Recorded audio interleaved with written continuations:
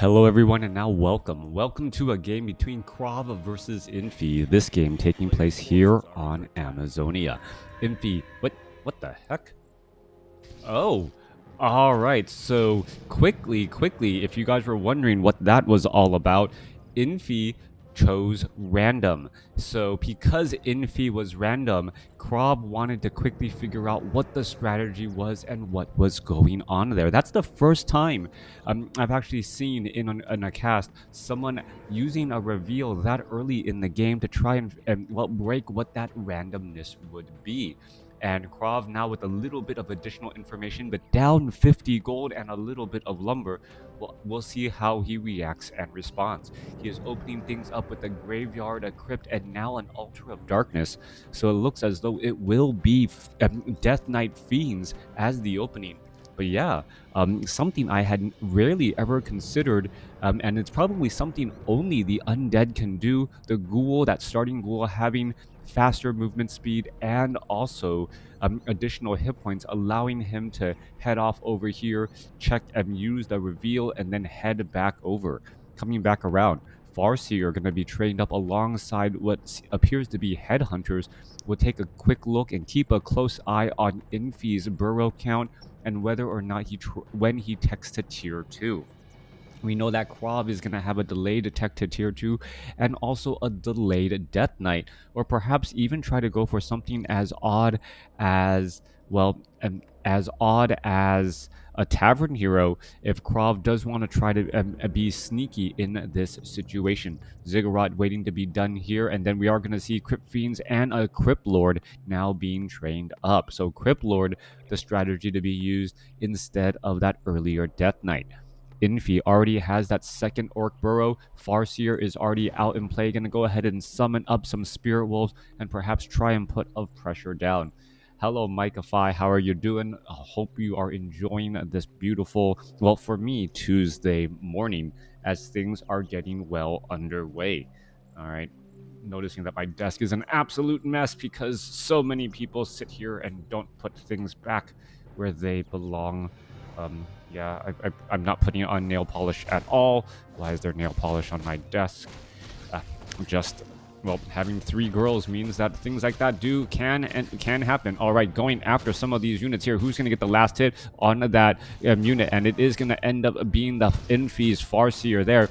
Meanwhile, the Crypt Fiend is trying to rack up a little bit of damage onto the Farseer, as well as the Spirit Wolves are out here. Beetles are now making their way out. So it is going to be an infestation of, well, 6-legged critters between the beetles and those Crypt Fiends, as KraV, well, summons up another set of beetles again. It looks like he should have 4 beetles out here onto the battlefield and is waiting for 2 more before, and skeletal minions before making it a move out across here. Infi, however, playing a very different game, just trying to take all of the experience away from his opponent that he can, and, well, Crypt Lord easily gets a quick shot off there. 2 Crypt Fiends coupled with beetles does rack up to be a large amount of damage. Where are all of those skeletal minions, though? The skeletal minions are actually away from all of the action and looking to clear out a creep camp completely away from all of the action there. All right, units are going to go ahead and engage. There is 6 units off to the north here, and KraV is actually playing with a bit of home field advantage. Infi may think that he is doing a good job denying creeping, but, well, we know that KraV, with the amount of mana that he has here, could be summoning up more beetles as well. All right, let's take a look back off to the north. A couple of creeps are all that are left here. KraV is getting very close to level 2. Will he actually get there? Finishing off this last unit. Skeletal minion needs 1 or 2 more shots, and it will not be able to finish it off. KraV's going to head off to the north and get the job done. And, well, Beetle gets taken down, and that Forest Troll Trapper will end up getting taken down here. All right. That's going to get finished off. Summon up some more beetles. There's level 2, and that may come as a surprise to Infi, as Infi will be at level 2, wondering when exactly did KraV have the opportunity to get to level 2 there. All right, Farseer sitting at level 2 now picks up Gloves of Haste, also has that Chain Lightning to bounce around as KraV is off to the north, clearing out a difficult creep camp all by, well, not by himself, bringing along a rather large posse as we are looking at Wand of Mana Stealing being dropped right there. All right, finishing off more units here. Meanwhile, down to the south, this 533 creep camp will get cleared up. A second Gloves of Haste is going to be dropped there as Lightning Shield used effectively to try and take down the last of these rogues. All right, who is winning in the experience race? That is ultimately the question. 2.8 versus 2.9. But Infi, well, now going to dive on in here. There is one Nerubian Tower, Necropolis, nearing tech to tier 2. That would be a second tower ready as the Scroll of Town portal has not yet been used. Units are now just simply walking all the way back. Acolytes taking quite a bit of damage. There goes one Ghoul. Level 3 now on the Farseer. Level 2 Wolves should be in play. And that Farseer with a fast attack speed, able to rack up that damage quickly. And that Necropolis will not upgrade fast enough. All right, quick retreat there, trying to finish off a couple of units. There goes one. Nope. I believe there's only one dead Headhunter after all of that. 4 Acolytes mining instead of 5. As we look back off to the north, we are getting up a Tauren Chieftain who will most likely be going for Endurance Aura first and trying to get to level 3 quickly as well. Infi playing his game, but is his creep pattern going to be thrown off now that this orange creep camp was cleared up? We can see that there is the Wand of Mana Stealing on KraV. Was Infi observant enough to notice the Wand of Mana Stealing on the Crypt Lord? And does he know what that ultimately means? Does he know that it means that there is this creep camp already cleared? And he does. Infi, very, very much on top of things, realizes that his opponent had cleared out his opponent's creep camp based on the items on that Crypt Lord, and then simply just walked over a peon and said, "This is the perfect opportunity to do so." Normally, you would think to move over an army and then begin to creep, but no, that was not the case there, as the Death Knight now going to be joining in on the fight. Death Knight Tauren Chieftain already sitting at level 2 will have access to Stomp, and as the Tauren Chieftain leads this army of Headhunters here, and we should be looking, no tech to tier 3, as we are opting to go for an expansion instead. Infi, that always sneaky player, as the Death Knight now going to go ahead into an engagement here. Crypt Lord sitting at level 4. Robe of Magi could be easily transferred to that Death Knight, and that would be a lot of mana on that Death Knight indeed. Even transferring over the Wand of Mana Stealing as well could be extremely helpful, as then that Death Knight would be able to get maybe an additional 2 or 3 more Death Coils even at level 1. That does start to make quite a difference. All right, Chain Lightning bouncing around. One Crypt Fiend does get taken down, as the Farseer has level 2 Spirit Wolves. The Crypt Fiends are trying to back away. There's a Death Coil to try and save, but critical striking from that Dire Wolf, adding up damage as it is normal damage there. All right, Death Knight continuing to lead, or trying to gain a little bit of experience. A little bit of movement speed bonus would be extremely helpful, as we're going to see one Shadow Wolf getting taken down. Another Shadow Wolf could easily get taken down, but the Shadow Priest will end up getting taken down as well. Farseer, what's going on here? There goes another Forest Troll Trapper. Death Knight does get to level 2. There's that faster movement speed that he was looking for, as the Tauren Chieftain is now sitting at level 3, going after the remainders of this creep camp, and will have level 2 Stomp or Shockwave when the time comes. All right, Beetles are going to go ahead and infest Infi's expansion. Wouldn't you know it, a new home, and right before it is done being built, all of the bugs and roaches make their way in. Hey, Burrow Rush, how are you doing? Thanks for tuning in. All right, Quick Impale. Infi could be in trouble. Does he have a way out? He does have a Scroll of Healing, and it could be just enough, as for Farseer able to escape away at 92 hit points. Units backing away. That Farseer looked like it was just on a thread of life here, as both sides are going to continue to engage. Tauren Chieftain and Farseer now healing up. Crypt Lord not having that much mana. Death Knight having a Wand of Mana Stealing, as the Beetles finish off the expansion and now are just going to scurry away. Beautiful clutch move right there, as both sides are continuing the fight. Crypt Lord could be in a little bit of trouble. Death Knight not having level 2 Death Coil, meaning that the Crypt Lord's hit points will be relatively low for quite some time. It looks as though a new expansion is being established by Infi. That is, well, his long-term strategy. He has gone into dual bestiaries. Now perhaps going to be going into mass raiders or Kodo beasts. and raiders as well to try and ensnare and pick off those units slowly. There goes a raider with an ensnare already retreating all the way back. Now going to make its way back over. You can see that granite golem already retreating back here as a little bit of an engagement going to go down. The granite golem having a difficult time trying to get back close to the party. And well, that's one of the benefits that orc can have, and easily clearing out a red creep camp, a red creep without really suffering any damage whatsoever. Look at this. That granite golem gets taken down, not a point of damage on any of the units of Infi's army. Coming back around the other side of Death Knight and Crypt Lord going after this creep camp. Well, the way it was meant to be done, with an all-out battle, and once more as the Lich is out here onto the battlefield, but surprisingly without the Orb of Corruption from the Tomb of Relics. Not quite sure what to make of that, as Cloak of Flames now dropped for that Crypt Lord. All right, let's take a look. Farseer now trying to back away. He's absorbing quite a bit of damage, as we're going to see a rock golem getting taken down. Lich out here onto the battlefield. There's a quick burrow right there. Death Knight is still going to be staying at level 2, and the hero level advantage of Infi is just going to be that much higher, as we see a quick impale there. Death Knight, Death Coil saving the units there. There is a Tome of Knowledge. Is anything going to be able to pick it up, or is Infi going to get it? Infi going to go ahead and pick up that Tome of Knowledge after realizing, well, Dust of Appearance, everyone was able to get out safely. Orb of Corruption needs to be picked up by KraV. That is a big item for KraV, and will boost the damage output of all surrounding units as long as you're targeting what that Lich is auto-attacking. Coming back off to the north here, we are getting up a Great Hall and a Watchtower as well. It looks as though the Watchtower is going to suffer a little bit of damage, but I don't believe, well, there's 4 beetles now. It could be enough to, well, at least get the Watchtower down to half-life. You have half-life there. Repairs are underway, and now the units are simply in a massive retreat. There is a couple of quick burrows, as Dust of Appearance going to quickly reveal these last 2 beetles there. KraV with a slightly larger army and with room to expand and grow. Destroyer form now coming online, also getting up web as well, as Wind Riders have taken to the skies.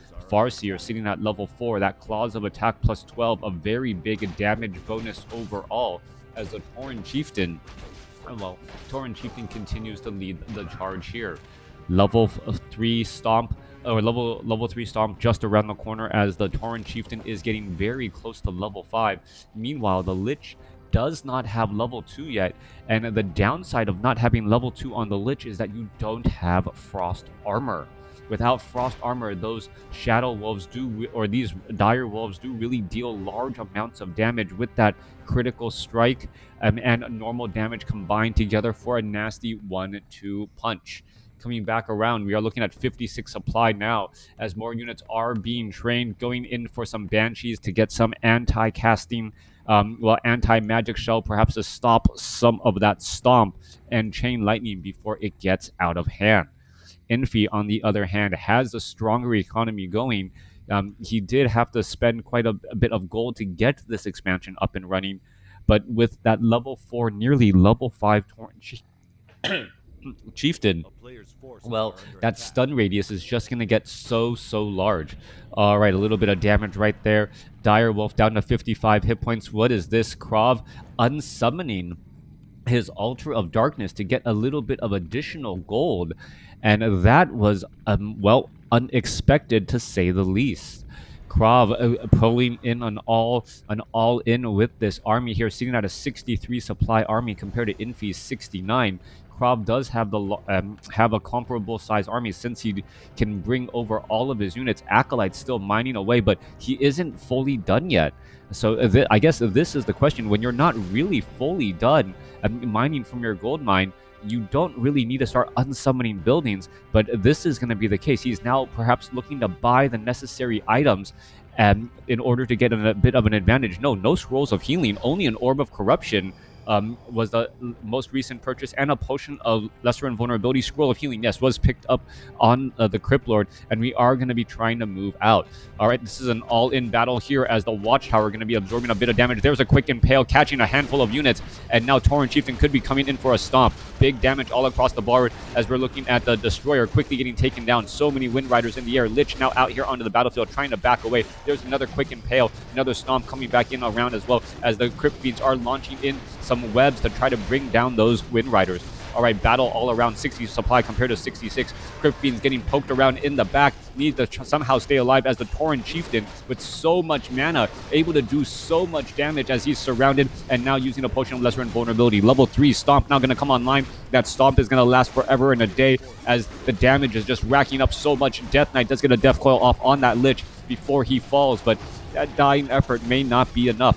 Tauren Chieftain with +9 intelligence, 525 mana, able to rack up so much damage here still as both sides are fighting. It feels like the Tauren Chieftain has been able to stomp out units for days as the Lich finally gets up to level 3. 41 supply compared to 47. Tauren Chieftain still looking strong here as the Crypt Lord still has a good amount of mana, but the army of KraV is still looking very strong here indeed as we see the fortified armor upgrades finally completed. That would have been a major setback as the Crypt Fiends and the Destroyers would have been able to easily take down all of these Orc burrows.